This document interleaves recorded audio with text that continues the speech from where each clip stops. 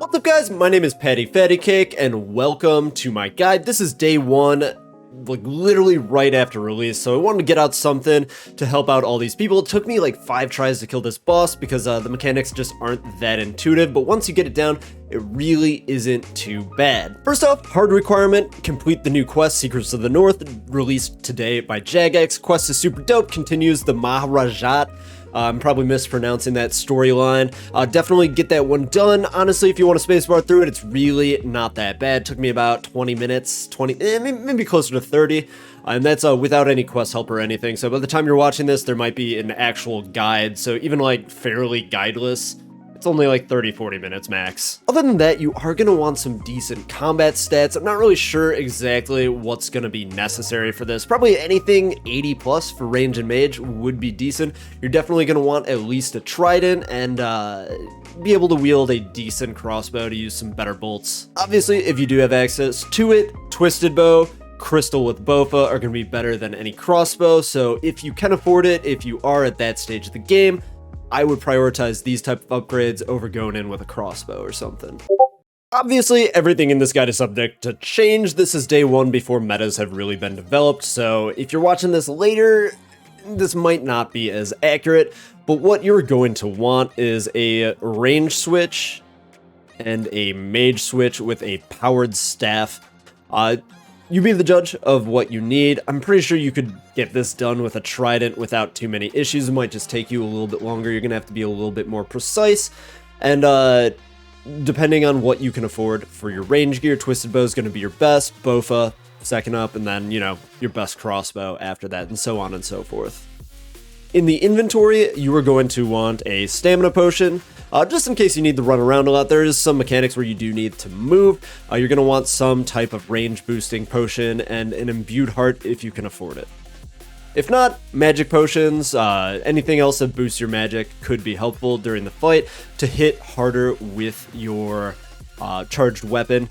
Other than that, you're going to want some food. I like kambwams to combo eat if you get into a tricky spot there. And you are going to want your rune pouch with ice barrage in the pouch for freezes.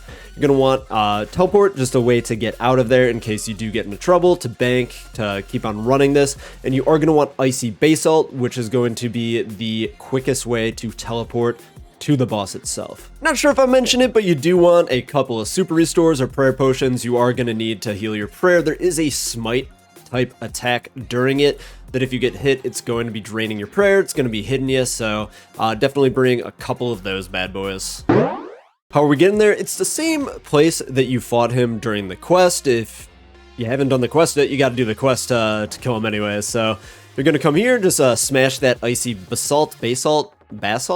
I don't know how to say it, basalt. We're going to call it basalt. And then you're going to come over here, squeeze through the broken fence. It's really easy to misclick on descend stairs, as you just saw me do.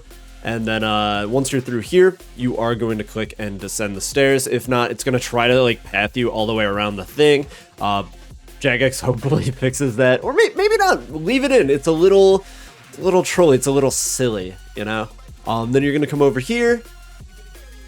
And it's the same place you fought him in the quest, but this time, you know, he's a little bit beefier. He's substantially beefier, and I'll run through some of the mechanics and how you should be fighting him. Hey, thank you guys so much for watching, and I will get right back to the video. Don't forget to drop a like and subscribe for more similar content. Cool, so when you are ready to go in, just pot up.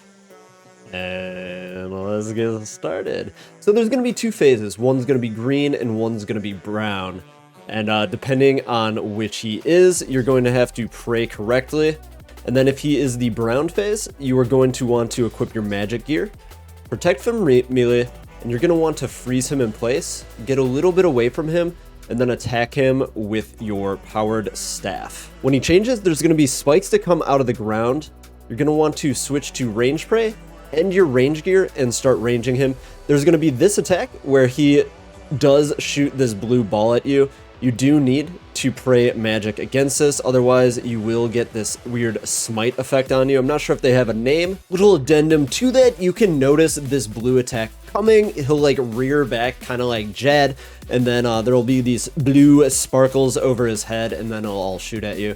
Might be purple, I'm pretty colorblind, but you know what I mean. Sometime during your fight, he will summon these claws that come out of the ground. They will continuously chase you, so just avoid those and continue attacking him if you can. Once they're done, they'll freeze in place and just become more spikes in the rest of the arena, like the rest of them have been.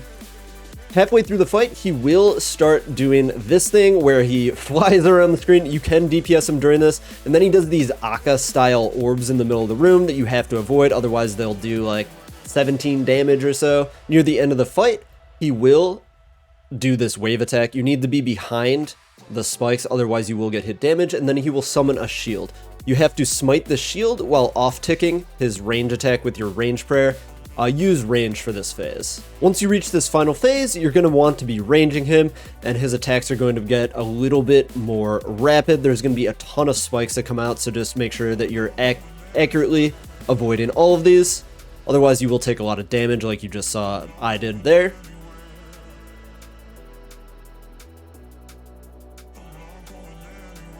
And once his health is gone, you have defeated him, and you get your loot. If you don't want to fight him a second time, get out of the room ASAP because he is going to respawn.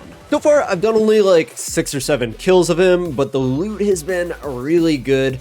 These ancient essence are really piling up, and you get them every single kill. The other uniques are here. You get the Muffin, which is the pet. The charged ice, which you just saw me get, which is very nice, is the transmog for that.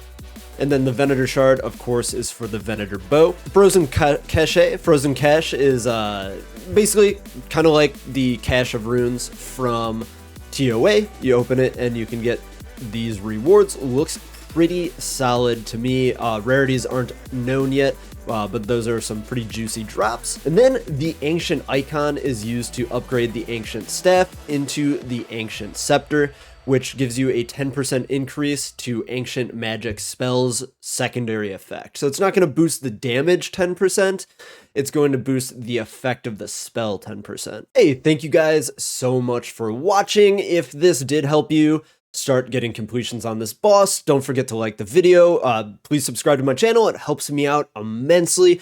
Thank you so much, and I will see you in the next one.